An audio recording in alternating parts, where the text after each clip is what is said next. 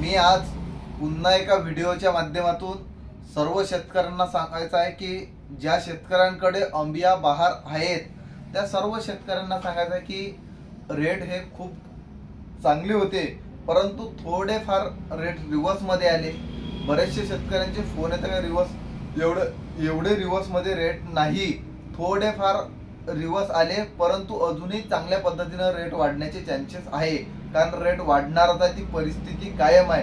कारण या वर्षी फसल एकदम अल्प प्रमाणात असल्याच्या कारणास्तव म्हणून का या वर्षी ही चांगल्या प्रमाणात रेट राहील।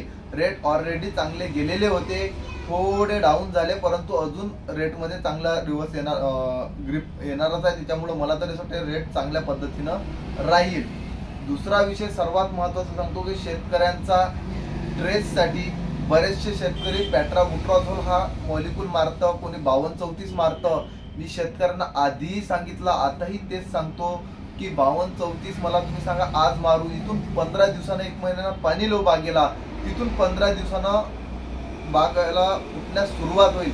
कुठलंच सोल्युबल खत प्लॅन्ट मध्ये एवढ्या दिवस स्टोअर राहत नाही। दुसरा महत्त्वाचा विषय मला सांगायचा आहे पेट्राबुट्राझोल हे झाडाला 21 दिवस कुठल्याच प्रकारे न्यूट्रिशन अपटेक करू देत नाही। झाडाचं न्यूट्रिशन पूर्णतः स्टॉप ठेवतं।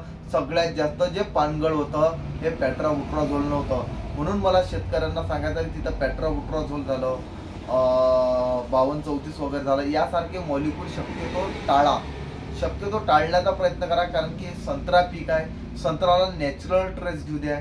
नॅचरल ट्रेस नसेल, काही शेतकऱ्यांचं प्रश्न येऊन राहिला की झाडानं कुठं कुबीर काढणं सुरू केले, कारण की नवीन नवतीला कुठं दिसून राहिला मधात पाणी आल्याच्या कारणास्तव।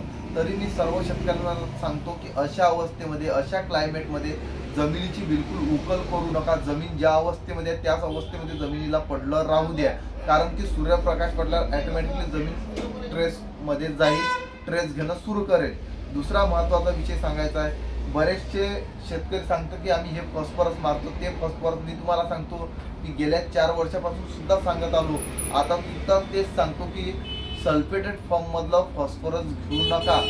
ज्यामध्ये मेन्शन असेल अवेलेबल फॉस्फरस आपणही बऱ्याचशा कंपनीचं रिकमेंड केलेलं होतं, तुम्ही वापरलेले होतं, परंतु जे प्युरिटी पाहिजे आपल्याला, जे ज्या रेट मध्ये देऊन राहिले, जे प्युरिटी पाहिजे ते नाही मिळाली शेवट म्हणून आपण पुन्हा आता ते स्टॉप केलं। म्हणून बऱ्याचशा आपलं निवडणं चालूच असते, वेगवेगळं पाहणं चालूच राहते, वेगवेगळ्या याचे प्रॅक्टिकली अनुभव आपण घेतच राहतो। त्या पद्धतीने जे ओरिएंट फॉस्फरस म्हणून येते, ओरिएंट फॉस्फरस, त्याची जरी तुम्ही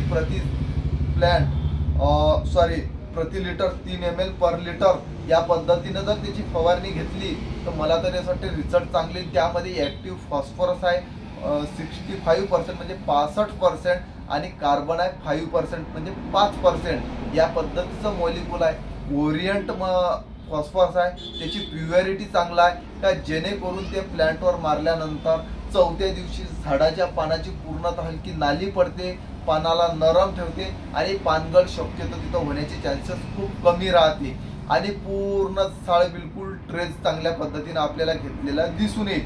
तो एक आपला तिथं प्रॉब्लेम क्लिअर झालेला आपल्याला दिसेल।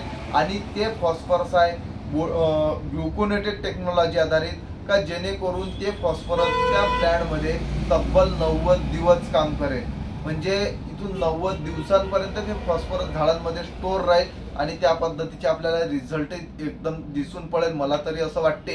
तर त्या पद्धतीने आपण तिथं ओरिएंट फॉस्फरसची तिथं फवारणी करू शकतो। जो ब्रँडिंग नावच आहे ओरिएंट फॉस्फरस, त्या पद्धतीने आपण तिथं जर त्याची फवारणी केली तर मला तरी वाटते 3 ml पर लिटर न, किंवा एकदम तापाळ मध्यम जमीन आहे तुम्ही 2.5 ml पर लिटर नाही घेऊ शकता, तिथं त्याचे रिझल्ट बऱ्यापैकी आपल्याला दिसून येईल। राहिला दुसरा विषय मृगाचा, ज्या शेतकऱ्यांना पतला मृग आहे, अंबियाचं नियोजन करायचं आहे, मी तुम्हाला सांगतो त्यांनी 1% मृगाला हानिकारक होणार नाही, उलट मृगाच्या फॉस्फरस स्टोर होईल, 1% साईड इफेक्ट होणार नाही, नुकसान होणार नाही, तिथं फॉस्फरसची फवारणी करू शकता, काही प्रॉब्लेम नाही। राहिला संत्र्यामध्ये अंबियाचा, ज्या शेतकऱ्यांकडे अंबिया आहेत मी त्या सर्व शेतकऱ्यांना सांगतो तुम्ही हलकं एखादा पाणी जरी आता देऊन दिलं तरी काही प्रॉब्लेम नाही, तुम्ही, कारण की तुमचं जे पाण्याचं नियोजन आहे जानेवारीमध्ये राहते, त्याच्यामुळं मला तरी असं वाटते का काही प्रॉब्लेम नाही, तुम्ही तिथं देऊ शकता. राहिला रेटचा विषय, मला तरी असं वाटते का रेट चांगल्या प्रमाणात राहील अशी मला शाश्वती दिसून येत आहे, कारण की त्या पद्धतीची कंडिशन आहे. रेट जरी थोडे आता आतमध्ये आले, पण रेट थोडे फार फक्त आतमध्ये आले, रेटची जी कंडिशन आहे कायम राहील, कारण की आधी जी सिच्युएशन होती रेटची चांगल्या प्रमाणात रेट सौदे झाले, परंतु थोडे डाऊन झाले, परंतु अजून रेटमध्ये तीच ग्रिप येणार आहे. अशा पद्धतीने तुम्ही तिथं नियोजन करा. जमिनीची कुठल्याच प्रकारे कल्टिवेशन करू नका, जमिनीची उकल करू नका. जमीन ज्या सिच्युएशनमध्ये आहे त्या सिच्युएशनमध्ये सध्या राहू द्या.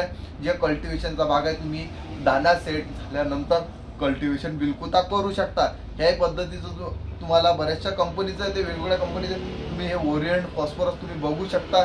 या पद्धतीचं तुम्हाला ते मॉलिक्यूल दिसते, कारण की यामध्ये सरळ स्पष्टच आहे ओरिएंट फॉस्फरस. तुम्ही तिथं वापरू शकता. तुम्हाला रिझल्ट मी तुम्हाला सांगतो, रिझल्ट तुम्हाला डोळ्यांसमोर दिसल. झाडाच्या पानाची पूर्णतः गुंडाळणी दिसल, झाडांमध्ये फॉस्फरस स्टोअर दिसल. ह्या 2-3 गोष्टी तुम्हाला तिथं कायम दिसल. सल्फेटेड फॉर्म मधलं शक्यतो फॉस्फरस टाळा आणि तिथं ग्लुकोनेटेड झालं, बोटॅनिकल झालं, हे फॉस्फरस तिथं यूज करा, जेणेकरून त्याचे रिझल्ट तुम्हाला तिथं चांगल्या प्रमाणात एकदम दिसून येतील. बाकी काही तुम्हाला विचारत असलं मी तुम्हाला नंबर देणार, तुम्ही विचारू शकता, काही हरकत नाही. याही वर्षी आमच्याजवळ बऱ्याचशा बागा ट्रीटमेंटला होत्या. मी नाही म्हणत चांगले राहिले, परंतु हे तरी म्हणू शकतो का बऱ्यापैकी शेतकरी समाधानी राहिले. यावर्षी खूप वाईट परिस्थिती संत्र्याची झाली, कारण की संत्र्याला बघायलाही कोणी तयार नव्हतं. म्हणून शेतकऱ्यांना मला तरी यासाठी खर्च आणि उत्पन्न ह्या दोन्ही गोष्टीचा विचार करून नियोजन करावं, जेणेकरून तिथं आपल्याला एक चांगला मार्ग मिळेल. चांगला मार्ग मिळून त्यातून आपण एक योग्य ते मार्ग मिळून आपल्याला रास्ता मिळू शकते, मला तरी असं वाटते. धन्यवाद.